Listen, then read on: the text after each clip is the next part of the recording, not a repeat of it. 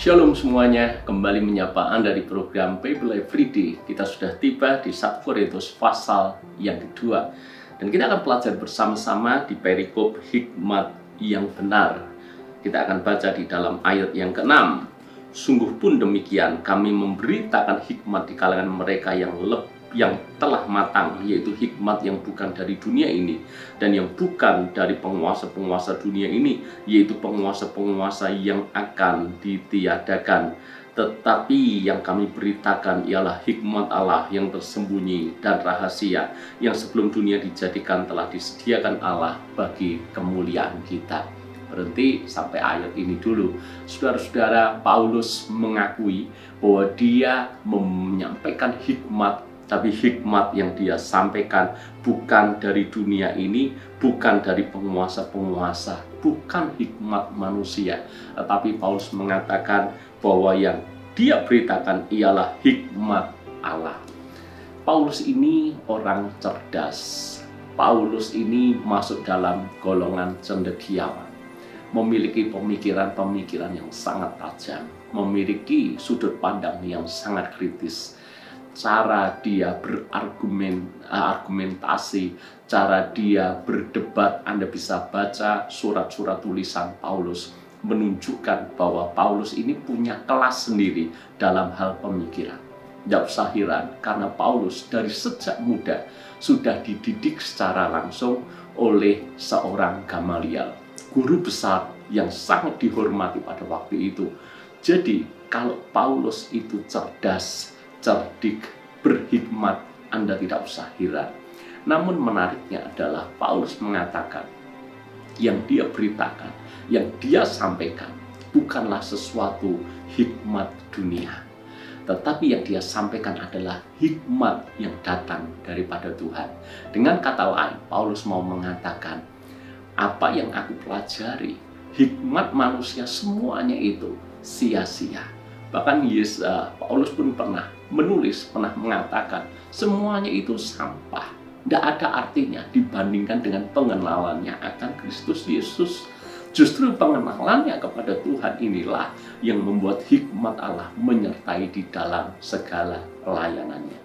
Maka hal yang pertama, bukan hikmat manusia itu tidak penting, tapi kita harus mengetahui bahwa tidak ada yang lebih penting daripada hikmat Allah.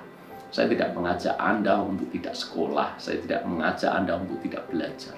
Bahwa itu adalah hal yang penting, itu adalah hal yang baik. Namun jangan andalkan hikmat kita semata-mata. Kita memang sekolah bisa sampai tinggi, namun jangan andalkan kepintaran kita. Belajarlah minta tuntunan Tuhan. Belajarlah minta hikmat Allah memenuhi kita. Anda lihat perbedaan orang yang dipenuhi dengan hikmat Tuhan. Salomo sebelum mendapat hikmat Allah dan sesudah mendapat hikmat Allah berbeda sekali. Hikmat Tuhan membuat perbedaan besar. Kita harus belajar, iya. Kita harus menimba ilmu dari banyak tempat, iya. Namun jangan pernah lupa, hikmat Allah harus di atas semuanya itu. Maka kalau hikmat Allah menyertai, sudut pandang, cara berpikir, keputusan-keputusan yang kita buat menjadi sesuatu yang berbeda. Dan percayalah bahwa hikmat yang datang daripada Tuhan selalu menuntun kita kepada kebenaran. Untuk membedakan hikmat dunia atau hikmat Allah, sesederhana itu. Kalau ending akhirnya adalah kebenaran, kalau ending akhirnya adalah firman Tuhan, berarti itu hikmat datang daripada Tuhan. Kalau ending akhirnya adalah hawa nafsu, kalau ending akhirnya adalah kedagingan, kalau ending akhirnya adalah perselisihan, perpecahan, hal-hal yang buruk, maka itulah hikmat dunia. Mari belajar terbuka dan biarlah hikmat Allah saja yang memenuhi kita semuanya. Hal yang kedua yang kita bisa pelajari dari pasal ini adalah di dalam ayat yang ke-10. Karena kepada kita Allah telah menyatakannya oleh Roh, sebab Roh menyelidiki segala sesuatu, bahkan hal-hal yang tersembunyi dalam diri Allah. Siapa gerangan di antara manusia yang tahu apa yang terdapat di dalam diri manusia selain roh manusia sendiri yang ada di dalam dia? Demikian pula lah, tidak ada orang yang tahu yang terdapat di dalam diri Allah selain roh Allah. Kita tidak menerima roh dunia, tetapi roh yang berasal dari Allah, supaya kita tahu apa yang dikaruniakan Allah kepada kita. Kabar baiknya buat kita semuanya, begitu kita percaya kepada Yesus, kita menerima roh Allah. Roh Allah ini yang membuat kita tahu Allah itu seperti apa yang menyukakan hatinya, apa yang berkenan di hatinya, apa yang menyenangkan hatinya. Maka ketika kita menerima roh Allah, hidup kita akan dipimpin oleh roh Allah itu sendiri.